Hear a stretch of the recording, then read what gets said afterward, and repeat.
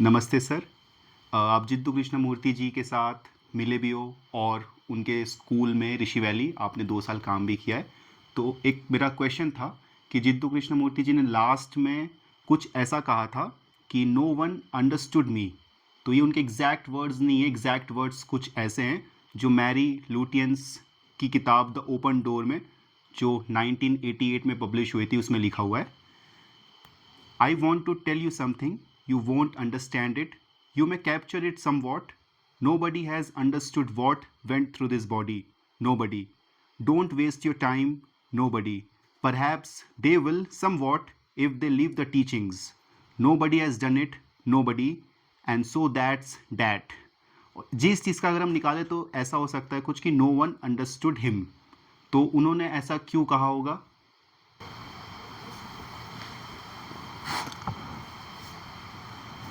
अब एग्जैक्टली तो बताना मुश्किल है क्योंकि लेकिन ये तो वो कई बार उन्होंने पहले भी बोला, कभी बिल्कुल स्पष्ट और कभी थोड़ा हिंट में कि वो जो बोल रहे हैं शायद कोई समझ नहीं रहा। कोई मुझे बता रहा था, पता नहीं है रिकॉर्डेड है कहीं कि नहीं है, कि लास्ट में उन्होंने कहीं ये भी बोला कि भाई जितने कृष्णमूर्ति स्कूल्स हैं तो किसी ने भी एक भी बच्चे को सही ढंग से एजुकेट नहीं किया। तो उनका जो विजन था तो उनको लगा कि उसके बहुत दूर हैं अभी सारे लोग उनसे जुड़े हुए, उनके सारे स्कूल्स। वो जो चाह रहे थे, अब एग्जैक्टली क्या चाह रहे थे ये उन्होंने बहुत खुल के नहीं बोला। एक बात तो ये, उन्होंने जो जो बोला वो ठीक से लोग समझे नहीं। एक उन्होंने कोई विधि नहीं बताई ध्यान की। तो अब मेरी पकड़ में तो इतना ही आया कि वो बोलते थे बस ऑब्ज़र्व करो, तुम सबसे बड़ी किताब हो और इस किताब को पढ़ो अपने आप को। और प्रैक्टिकल टर्म्स में कहें तो मेरे ख्याल से वो ये कह रहे थे कि मन में जो विचार चलते हैं उनको ऑब्जेक्टिवली देखो, जो कि बुद्ध भी कहते हैं ना, सतिपट्ठान सूत्र में कहते हैं कि देखो क्या चल रहा है, रेजिस्ट मत करो, उसको रोको मत, और कुछ मत करो, केवल देखो। उसमें पस बोलते हैं, पस का मतलब देखना। और लगभग कृष्णमूर्ति जी भी वही बोलते थे, मन में जो चल रहा है उसको देखो देखो देखो, तो फिर विचार रुक जाएंगे, विचार रुक जाएंगे तो तब साइलेंस आएगी। और वो जो साइलेंस है उससे आगे वो कुछ नहीं बोलते, तब क्या होगा। तो अब बात ये है ना कि अब कृष्णमूर्ति पता नहीं किस हाइट से बोल रहे हैं। वो जिस हाइट से बोल रहे हैं उनकी अपेक्षा ये है कि लोग वो समझें जो वो बोल रहे हैं और वहाँ जाने की कोशिश करें, और लोग अपने अपने हिसाब से समझें, क्योंकि लोगों की अपनी क्षमताएं हैं। तो शायद वो बहुत सारे विजनरीज की तरह, ऐसा तो शायद ही कोई हुआ होगा, कोई बड़ा विजनरी जिसने ये बोला हो कि भाई मैंने जो सोचा था वो हो गया, अपने जीते जी ऐसा कह पाए हों कि मैंने जो बोला, जो मैं चाहता था वो हो रहा है। तो कृष्णमूर्ति जी इस सेंस में शायद डिससेटिस्फाइड थे कि किसी ने टच करने की या तो कोशिश नहीं की या कर नहीं पाया। अब वो जो कह रहे हैं कि what went through this body, उनके शरीर में बहुत प्रकार की चीज़ें होती रहती थी।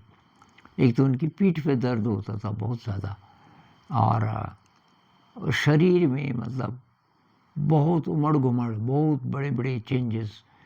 कोई इसी में शायद मैरी ल्यूटेंस ने कहीं ये भी बोला है कि उन्होंने कहा कि कोई बहुत बड़ी इंटेलिजेंस उनके शरीर को यूज़ करती रही है, इस लाइफ टाइम में, और उनके शरीर के साथ क्या क्या हुआ ये कोई नहीं समझ सकता, और किसी को ये प्रिटेंड करने की कोशिश नहीं करनी चाहिए कि मैं समझा। अब तो मुख्य बात यही है कि कृष्णमूर्ति जी क्या बोलना चाहते थे, उनकी फ़िलॉसफ़ी बहुत सारे लोगों की नज़र में वो फ़िलॉसफ़ी क्लियर नहीं है। ये तो लगता है कि बहुत गहरी बात कर रहे हैं, लेकिन ये पकड़ में नहीं आता सुनने वालों के कि बोल क्या रहे हैं। एक दूसरी बात, तो हम क्या करें? मतलब कोई उनकी टीचिंग्स को जीने की कोशिश करे तो फिर बार बार ये रुकावटें आ सकती हैं। हालांकि बहुत सारे लोग बोलते हैं कि हम समझ गए वो क्या कह रहे थे और हम वैसे ही जी भी रहे हैं, लेकिन ये भी हो सकता है कि वो न तो समझे उनकी पूरी बात, और इसलिए वो जो भी बोल रहे हैं कि हम जी रहे हैं, एक्चुअली शायद वो समझे ही नहीं, तो जिएंगे कैसे? तो अब कोई अथॉरिटी नहीं, उन्होंने बोला भाई कोई अथॉरिटी नहीं, मेरे मरने के बाद किसी के पास मत जाओ, चाहे वो मेरे कितने भी क्लोज था, कि भाई मैंने क्या बोला, क्योंकि जो किताबें छपी हैं, वीडियोस हैं, उनको देख के आपके जो पल्ले पड़े तो बस। तो वो चाहते थे डाइल्यूट ना हो जाए, उनकी टीचिंग्स शुद्ध रहें, लेकिन टीचिंग्स क्या हैं ये बहुत क्लियरली किसी को समझ नहीं आया। ब्रॉकवुड पार्क में एक बातचीत में किसी किताब में छपा है, तो टीचर्स को बोल रहे हैं कि sir, along with the things that you teach in the class, introduce K's teachings also. K मतलब कृष्णमूर्ति, मैं जो बोल रहा हूँ वो भी बच्चों को बताओ। और एक टीचर कहते हैं कि sir, that is the problem, we don't know what K's teachings are. Krishnamurti ji की टीचिंग्स हैं क्या, वी आर नॉट क्लियर। तो